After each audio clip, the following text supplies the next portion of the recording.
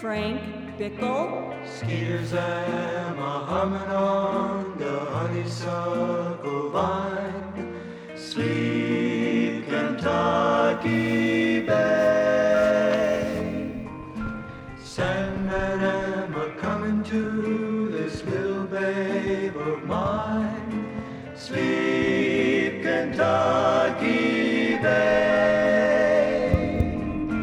Your word is extortion. Shining in the heavens up above. Sleep, Kentucky Bay. EXTORTION. Extortion. I know how to spell the fucking word. But I had to choose whether or not I wanted to spell it in that moment. Whether or not I wanted to ignore my instincts and let fate take hold of me, or allow the forces that worked around my life to close in around the throat. EXTORTION.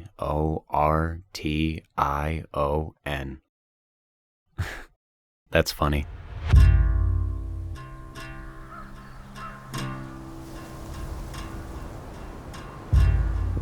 I never really dabbled deep in any of the underground workings at E.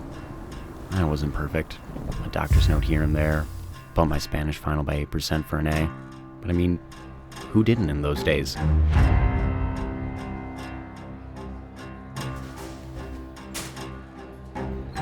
I tried to keep to myself mostly. Didn't knock on any locker that weren't mine. Which is why I was surprised when I got a sticky in homeroom from Marty Bellinger.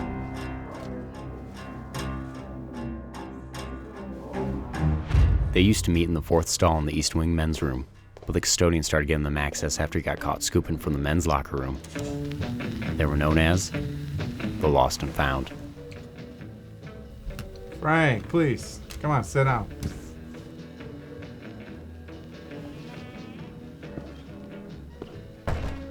Obviously, I recognize them all. Class of 250 since primary. You know the names. How you doing, Frank? Good. Oh, that's good. I'm glad to hear that. Very glad.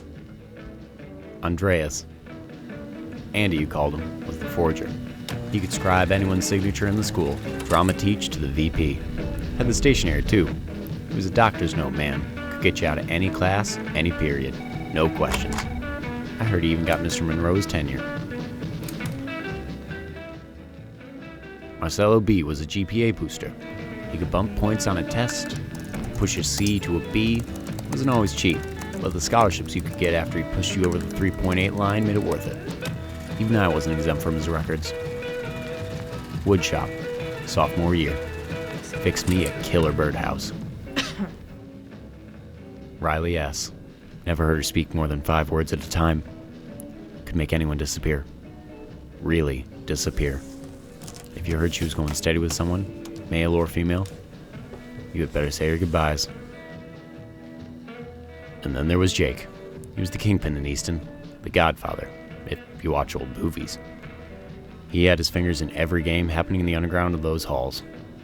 I now know that Jake always knew how to capitalize. You know, I'm looking to capitalize on something. You know, something that you're a part of. See, winter's a tight season. You know, ain't no dough to need.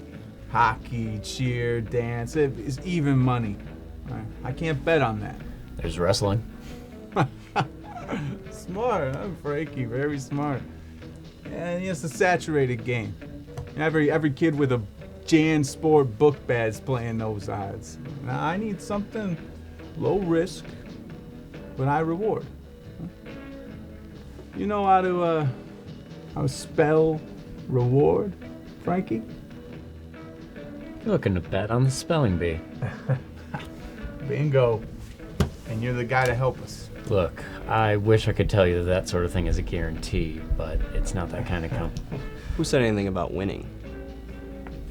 You want me to throw it, don't you? That's right. I'll follow. You don't need to. Hey, no, please. It's okay. He can know. He's a friend. Huh? Friend. I remember wondering what that meant. Phrases like that weren't tossed around tables like this willy-nilly. But Jake had a certain look in his eyes that said something more was happening here. This is sort of a no man's land for betting. You know, it's usually an up-in-the-air game, sort of a lottery system, if you want to call it that. And of course, there's some stars, you know, Skipper, Horn, and you. Where I see it, we put a little extra money on someone who ain't got it, and we make bank. Who? Tell him, Marcelo. Jimmy Horace. What's in it for me? 20%? I mean, it's a modest figure, right? I can vouch. He didn't have to. School events were a haven for underground betting, and something this up in the air would earn a few dimes. And if I don't?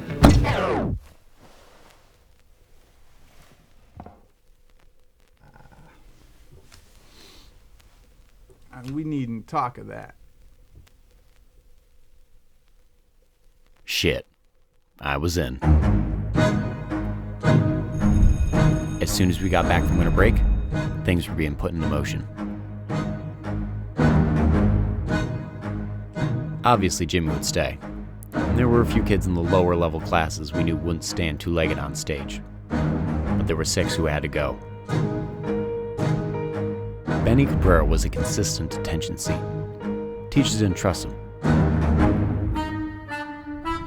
So planting a couple jewel pods and a Nick stick in his locker would take him out to the end of the week.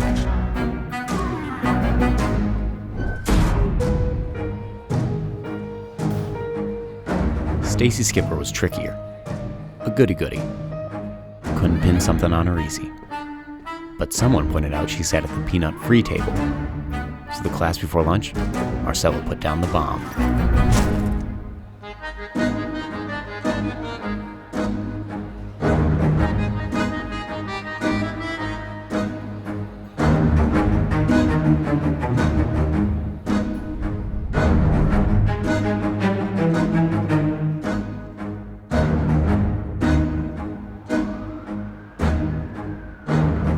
Others were paid off or told to do the same as me. Little amounts, nothing big. They didn't know what was at stake. Probably wouldn't have cared either. And Jared Horn, he disappeared. Within 2 weeks, he was on the back of the school milk cartons. That's what really hit me.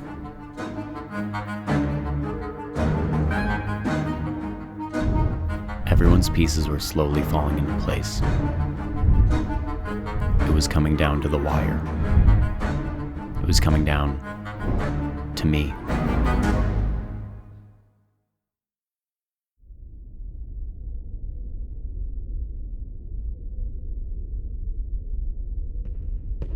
I'd like to say I wanted to play hero, take a stand for the wrongdoings and control the lost and found had on the school, but to be honest, all I could feel was a tremendous amount of guilt.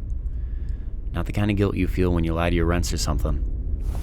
More like when you find $10 on the ground, and there's only one other person in the room.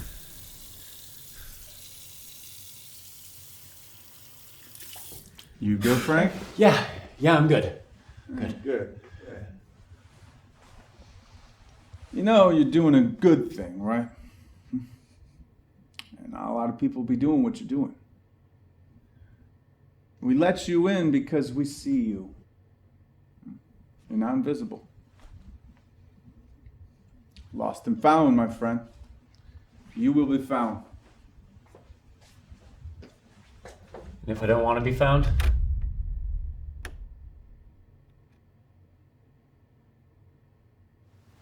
Then bet you'll be lost.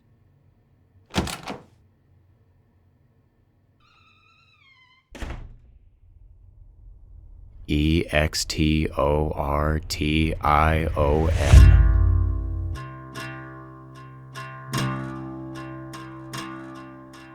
Change the last O to an E, make the X a double C, just mess it up. Frank Bickle.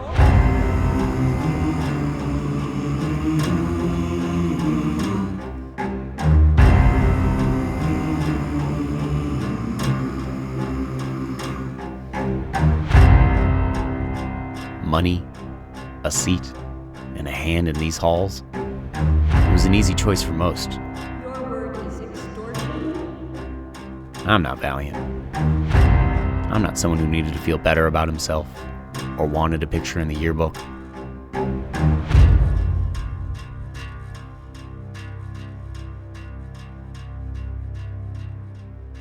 But to be honest, I just wish no one had handed me that note.